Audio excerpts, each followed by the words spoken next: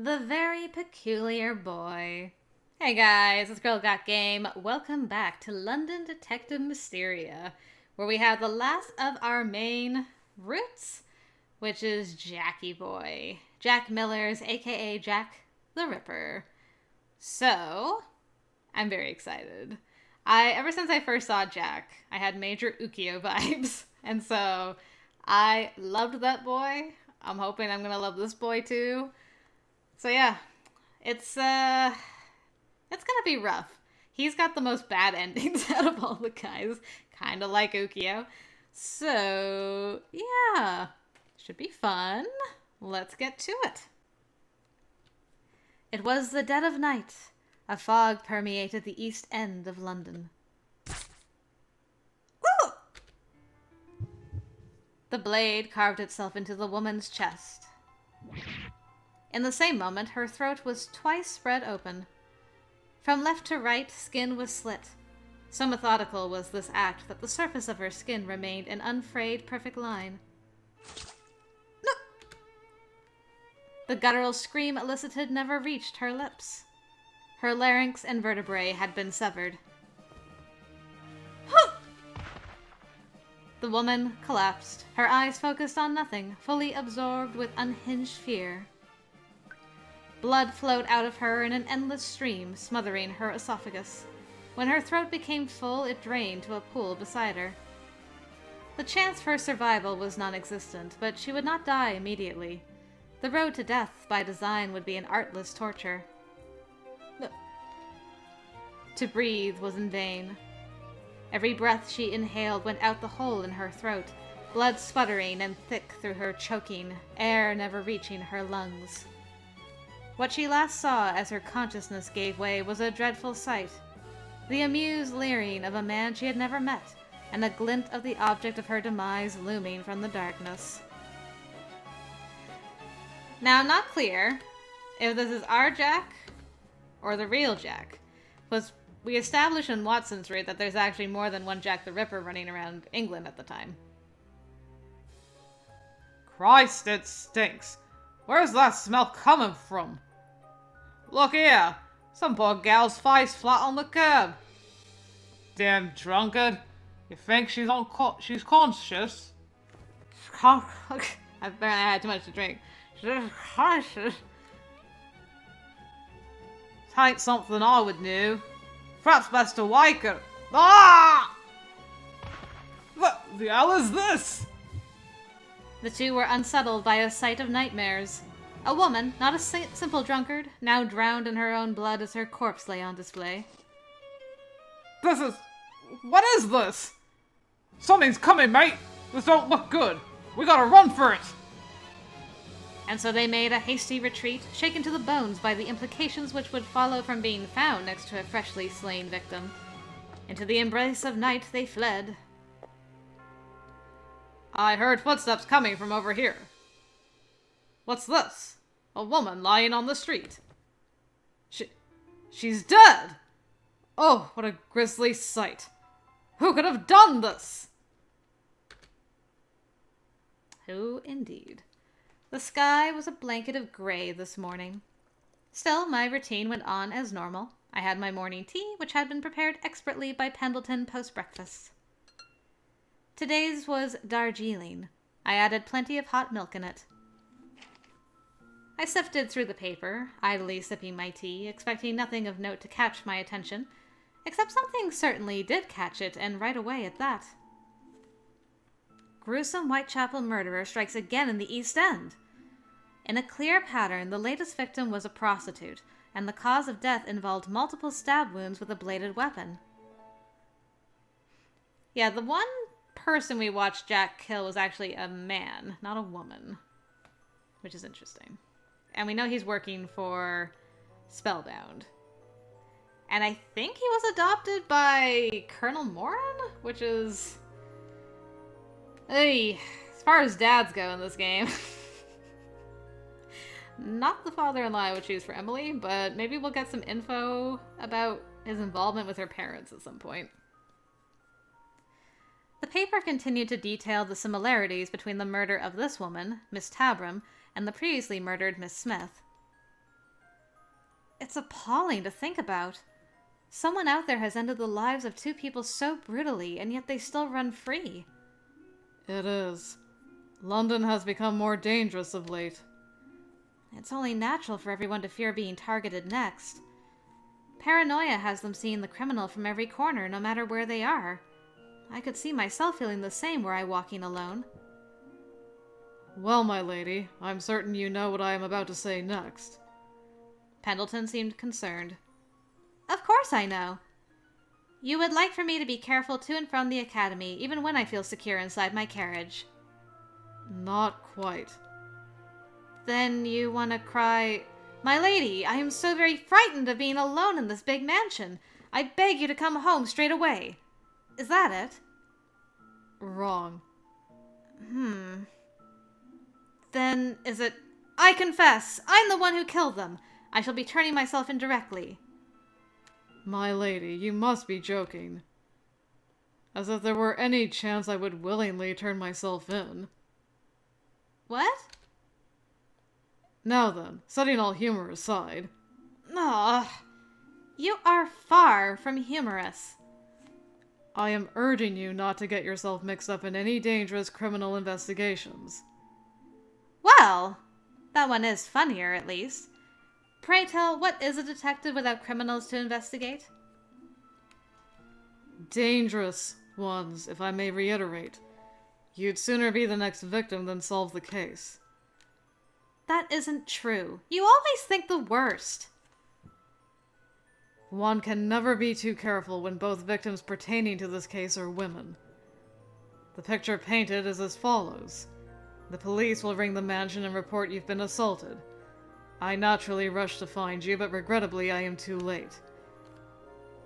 And as I bemoan your loss in a most shameless public display, it is all I can do to hold your jaggedly sliced abdomen together to keep the caramel custard crammed inside from spurting forth. Whatever could I say to your mother and father should such an event come to pass? Throughout the sky, thunder resounded. The flash of lightning had made his momentarily darkened countenance especially eerie. Enough! Don't speak such ominous things! Forgive me, my lady. Now, how would you like another serving of your favorite caramel custard? What nerve! I think you know why I've suddenly lost my appetite. Regrettable, but in some ways favorable. It means you've heeded my words for today. Do not dare to think you can arrest that heinous criminal on your own. I would never. And from this day, I've moved your curfew to 4 o'clock in the evening from 7 o'clock. No! Should you choose not to abide by this curfew, I will have to ask that you forfeit your enrollment in the academy. But isn't that too strict? Quite the opposite. From where I stand, it's lenient. My lady, there are still many things you do not know. You've yet to experience firsthand the underlying darkness that pervades the streets of London. Another thunderclap. Though he was only sorting out tableware, I felt an aura of foreboding from the butler. Pendleton, perhaps I've become too sensitive, but you've really no intention of killing me, do you? What's brought this on? Worry not. No matter your wealth, I would never dream of killing you. And you are absolutely telling me the truth? Now it is you who is thinking the worst. At any rate, it's time for school. Mind your new curfew, my lady. By the time I arrived, the rain subsided, and the serial killing in Whitechapel was the choice topic of every student. Have you read the morning paper? Had me shaken by the end of it. The culprit must be a crafty one if there's not been a single lead on him. Certainly.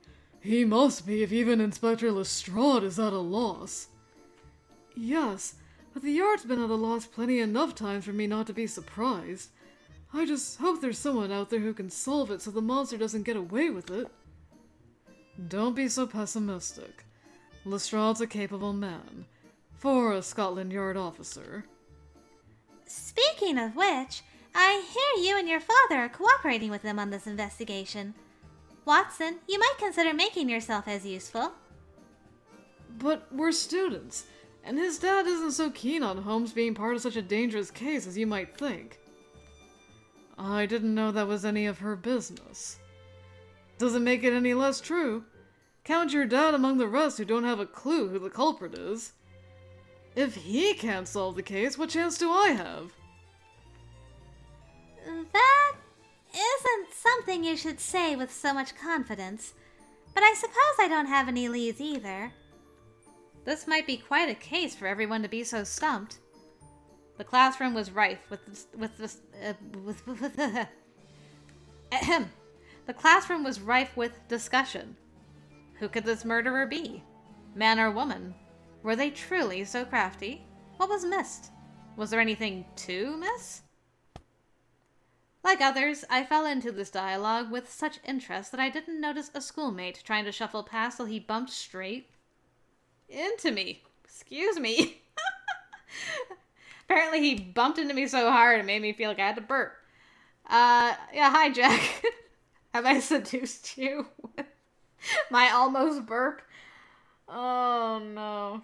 Don't look at me, Jack, please. Oops! Pardon me. Oh. I'd seen this boy several times before, though we had never been introduced.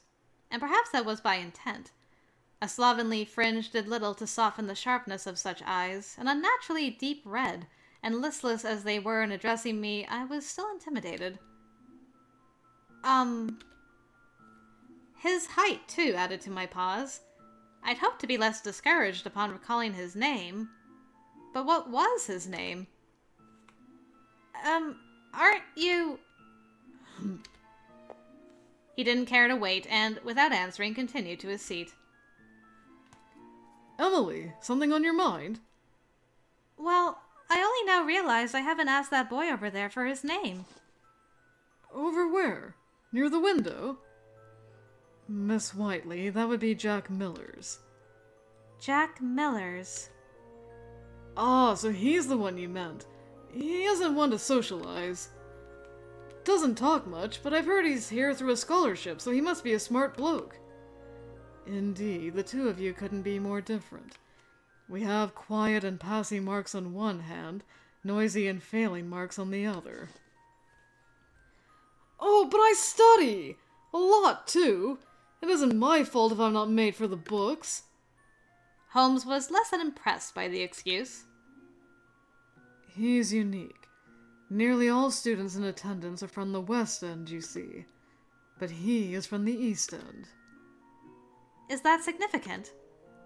You might not know, so I hope you don't mind me explaining, Emily. Unlike the West End, which is populated by the wealthy, the East End is reserved for the poor. It's the most dangerous area in London. Oh, no, I wasn't aware. I knew the East End by name, but only that. Despite unfavorable circumstances, he still passed the entrance exam and earned himself a scholarship. That's something I would love to know. Why is he in the detectives course? That's a difficult thing to accomplish for even those born in affluent families. A monstrous accomplishment for him, to be sure. Yes. Now that you've explained, I think so as well. I peeked again at Jack. He paid no attention to any of us in the classroom, instead staring blankly out the window. Since I know his name now, why not see if we can strike up a chat? Good morning, Jack. I'd like to introduce myself properly, if you don't mind. I'm Emily Whiteley. It's a pleasure to meet you. He was still intimidating. Or could it be that natural nervousness from speaking to someone new? Whichever it could be, I didn't want to let it stop me. Emily's rather quick, isn't she? She's only just learned his name. What a curious little puppy she is. I have to wonder if that's a compliment with the way you say it. I waited. No response. And then, finally, he spoke. Hi, Sleepy. You need something. Look at that! He said words! He's not mute. I was certain Watson and Marple thought they were quieter than they were. Right then. Since we've never had a chance to speak to one another, I thought today might be a good day to try. I hear you're very smart. Perhaps you might find it fun to talk and teach me some more efficient study methods? And why ask me? It's because you're smart. A funny sight for you, is it? Surprise someone from the East End is smart. Huh? Or did the serial murders catch your fancy? His eyes grew ever sharper. Afraid I don't know anything special you might want to hear. I keep to me own business when I go to and from home. No, I didn't mean... Leave off, then. Jack leant closer to my ear, his voice dropping to a whisper. How I got here ain't of your concern, so I should prefer if you not ask more about it. I find it disagreeable. Forgive me. Polite but blunt, neutral in tone but sharp enough to pierce me, I felt a frozen hand seize my heart and squeeze it cold. He frightened me. But this was no more in seconds, for he turned back to the window and resumed his gazing. Now I've done it. I've caused him such distress. It was never my intention, but intent was often erased the moment unintent became the dominant lasting thought, a lesson learned as I returned to my seat. I suppose everyone has one or two things they're sensitive about. Understandably so. It's not you, Emily. He would say the same to any of us. Miss Whiteley, you have a habit of prying into another's life whether they open the door for you or slam it on your nose. Most are too afraid to even address his name, but you charge straight in with no hesitation. I can't help but respect your, well, unique brand of delicacy. That's enough, Holmes. I may be a little insensitive, but I'll have you know... Holmes roused me to defend myself, only for me to be cut off before I could start. Hey, it's Mr. Mackenzie. I didn't even see you at all in the Marple's route, so good morning, Mr. Mackenzie. Good morning, class. Let's all have a seat so we can get started now. Our teacher ceased all discussion the moment he stepped into the classroom. My schoolmates obliged in a hurry, desks and chairs shuffling about in the process. You've no doubt heard the news, but there has been some discussion relating to a certain serial murder case. You are in the detective's course. I understand if it piques your interest, but we instructors are responsible for your safety on behalf of your families. The murders are currently concentrated in Whitechapel, but the culprit remains at large. And so I must ask that you take every precaution on the way to and from the academy. Were I the first to discover your corpse mangled nearly beyond recognition, I just don't know what I would begin to say to your loved ones. I have a feeling that Mr. Mackenzie and Pendleton would get on well. I extend this warning to our young ladies especially. Stay alert. Should you suspect you are being followed, go to a shop or contact an officer. I'll say it as many times as need be. The moment classes end, you're to go home. The teachers are fretting so much over us. I wonder what Jack thinks of the case since it's all where he lives. I dared a tiny glance in his direction. Did he fear the murderer? Had he paid any mind to Mr. Mackenzie's warning? If either of those things were so, he made no indication. Jack seemed to have more interest in nothing, that is, staring out the window, than in dangerous somethings, that is, the murders. All right, class. May I turn your attention to these pots? Pharmacology was next. In preparation for our lesson, Mr. Underwood presented to us several pots filled with vibrant flowers. Today's lesson will involve teaching you about this very plant. Would anyone here be familiar with delphiniums? I am. Holmes raised his hand and answered. It is classified as a perennial plant, and typically thrives in mountains with cooler temperatures. It is known for its beautiful blue and purple flowers. It contains a toxic alkaloid known as Delphinium. This toxin, if ingested, results in diarrhea and vomiting, or death in severe cases. Thank you, Holmes. You shared everything I was going to say. It was my pleasure. Though these many complications exist, many consider delphiniums to be so beautiful that they risk the danger and grow it purely to admire them. Take a closer look and study it as part of our lesson.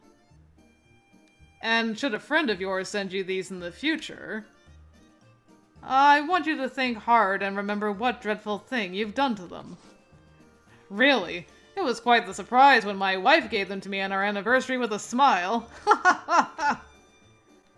Your marriage sounds, complex, sir. At any rate, we're to be observing these lovelies. Following that, you're to submit a report on the various ways to make use of their toxin. And we did precisely that as we divided ourselves into teams. Designated students carried their pots to their group stations with a cautious air after hearing what they were capable of doing. A slow, awkward waddle here, a long-held breath and prickled tension there. Oh! Slipped my mind. Delphiniums are considered harmless unless you eat them. Now, the toxin can enter your body through cuts on your hands. As a precaution, I want you to wear gloves when carrying pots or touching its petals. Lupin, you're carrying a pot, but where are your gloves? My gloves? Nah! How could I have forgotten them? Nah! Don't go dropping it now! Quite fortunately, the pot was secured by Watson just before it was to crash onto the floor. Lupin? Watson? The petals didn't touch you, did they? We're all right. The pot is too. I'm so sorry. How could I have treated such a pretty flower so poorly? God, I nearly killed it. Is the flower the only part you feel badly about? Oh, and of course the same to you, Watson. When all chaos from gathering our materials was settled, each of us went to work monitoring the various features of our chosen plant. The flowers themselves are so pretty. I wouldn't have known they carry a deadly toxin. I diligently started scribbling the most distinguished features of the plant before looking upwards and catching sight of Jack yet again. He was observing the same plant as I was. There was a sort of distance in how he observed. I was close, eyes focused, lips bitten, nose folded at the bridge as the petals received a delicate prodding. And he? None of these things. There was no scowl from this morning, but his expression lacked interest as well. All I could read was that he stared and stared blankly. All that watching and he's not taken a single note.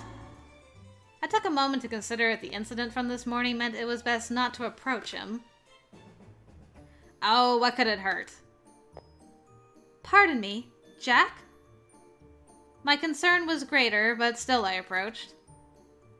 You again? He frightened me for a second time. The wall he built with his stare felt impenetrable upon first greeting, to be sure. Shan't keep me waiting if you got something to say. But what to say at a time like this? This one. Our first heart. Can I see it? Okay, I have to go one more. Hold on. Have you not taken any notes, Jack? Okay. Can I see it now? Oh man, we got a heart, but he's like not giving us a drop of ink. Dang. Alright. Gotta work harder for that ink. What's the matter to you? Well, we're both looking at the same pot, so you had me curious. Did you forget your notebook? I'd be happy to lend you mine. I've got mine. I don't need no help. I'll write me notes down as I please later. Oh, that's good. You might perhaps consider what to do yourself before fretting over me. Oh? Why? Your book says British history, not pharmacology. It does? To think I touted myself as the diligent one. Oh, I'm sure even my ears turned red then. I never once noticed the book's title till Jack pointed it out. No wonder we didn't get a drop of ink. He's like, oh no, she's dumb. You blind. I was so preoccupied with the plant that I... Oh, God. I downcast my eyes to shut away everything around me. It was not the floor which I noticed then, but again, Jack. His hand possessed several ill-dressed cuts. The wounds were fresh. The skin which made to heal around each one was speckled with dried blood, half picked at their edges, and a sore sight no matter how one looked at them. Whenever I get so much as a scratch, Pendleton is right there to clean and bind it. No! He's going to touch the plant with those awful cuts? But the toxin! Don't touch it with your bare hands! I reached out to block him. Rather than express any thanks, he returned my efforts with a snarl. Oh, what is it now? Upon closer inspection, I spotted that his cuff was stained with blood. Some of those injuries had yet to even close. Weren't you listening to Mr. Underwood? That toxin could enter your body with just a single touch if you've any open wounds. It's all right. I ain't worried. Jack motioned to touch the flower. Don't! What if you were to lose your hand? All right. If it shuts you up. Finally! He may have put up a bit of a fight, but the win was mine and it did my heart good. You ought to spend less time nosing about in someone else's affairs, and more time writing better notes for yourself. Whether he was genuinely so irritated with me or could not be bothered, the result was the same. He went to return to his seat. But those cuts! Those terrible cuts! The potential of toxin wasn't the only issue with them. The thought of leaving them untreated would nag at me till I went mad, I was sure. Jack, wait! Here. Aw, look at his black fingernails. I bound his hand with my white handkerchief. What's this? It's only temporary, so promise me that you'll see yourself to the infirmary, all right? I strengthened the knot at the top, but not too tight so as to irritate his injuries. It did look a touch unsightly, but it was better than nothing to prevent all those scratches from getting worse. Jack seemed to think it more than unsightly. He observed it with all the disdain of an object too foreign to comprehend. Those scarlet eyes of his squinted in scrutiny. You've lived a charmed life. They ain't so worse off that a little dressing'll make a difference. Or is this just guilt from earlier? Should hope not. It isn't like that. I can't ignore something like this. If it's between taking action or doing nothing at all, then I choose action. So it's a charmed life for a charming girl, is it? Don't make fun of me. Why did you let your injuries get this bad in the first place? You ought to take more care of yourself. It's all the same to me, but if you... Jack? Never mind. And thus our conversation was ended. I wonder what he was going to say. I believe you've had enough time to observe. If everyone would return to their seats, please. I continued to worry, but what good did worrying do when there was nothing to be done about it? There was no need for further resistance on my part with Jack, so I simply did as instructed. I couldn't resist a final peek in his direction, however, and there he was, gazing out the window once more. I was on my way out of the classroom once the lesson was over when Watson approached. Emily, you'd best stay away from him. Who do you mean? Not Jack. Yes, Jack. It may not be right to say this, but they say EastEnders aren't the most fond of the nobility. You can try to be friendly to him, but there are some who will hate you just for being born into wealth. It's the same for the police and the royal family. If someone hates something blindly, A little kindness won't be enough to change their mind. You take Carol, right? Not you too! We're schoolmates, aren't we? I know. It really isn't right.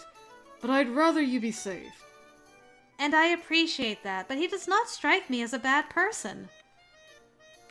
Jack never tried to shake away my hand when I wrapped the handkerchief. He was a man of cruel words, and a man potentially kind in action. I can agree that he's a bit blunt at least. You call that a bit blunt? I know you're a lovely girl, but I hope you know the world isn't all champagne. Watson could only smile bitterly. Jack had not moved all morning, and he took no interest in his surroundings. I was curious of his expression, if it was stripped of emotion or in deep thought, but that unruly hair made it difficult to see his face. He could have done with a thorough cut and brushing. I'll admit that he isn't the most approachable sort, so I see why people give him a wide berth. But still, Jack being different to us means we can learn something new from him. I want to get to know him. I want to understand him. I want to love him. For a third time today, I chose to approach him.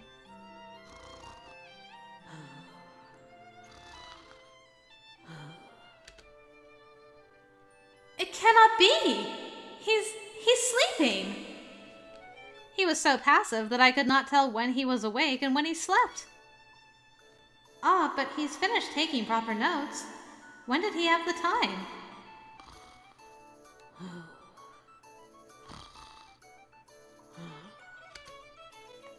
He's very queer.